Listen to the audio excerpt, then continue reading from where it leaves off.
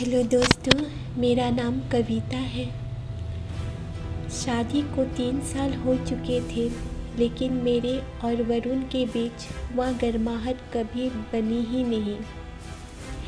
वह अच्छा इंसान था, पर हमेशा अपनी नौकरी, टारगेट और फ़ोन में खोया रहता था।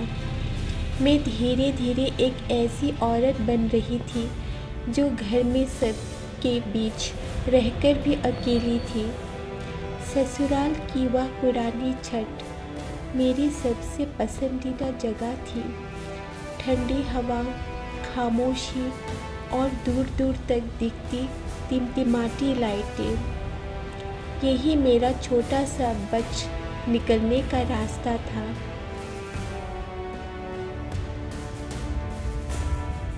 एक शाम जब मैं छत पर कपड़े उतार रही थी, तभी पीछे से एक आवाज़ आई, भाभी मदद कर दो, हवा तेज है, उड़ जाएंगे।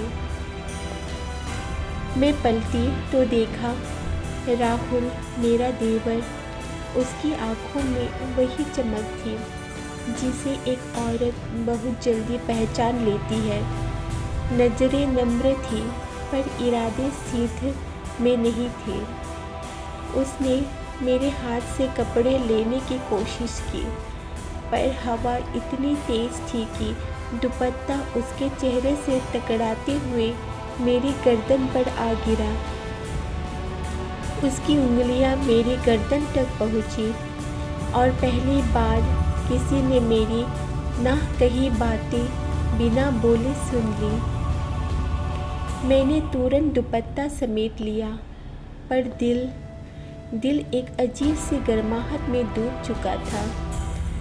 राहुल बोला, आप हमेशा छत पर अकेली होती है। नीचे सब पूछते हैं कि भाभी कहाँ है। मैंने हंसकर कहा, ऊपर हवा चलती है, नीचे दम घुटता है। उसने गहरी नज़र से मुझे देखा, जैसे वह हर बात के पीछे छिपा असल मतलब पढ़ रहा हो।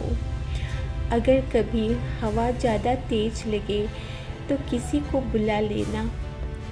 वह मुस्कुराया और नीचे चला गया।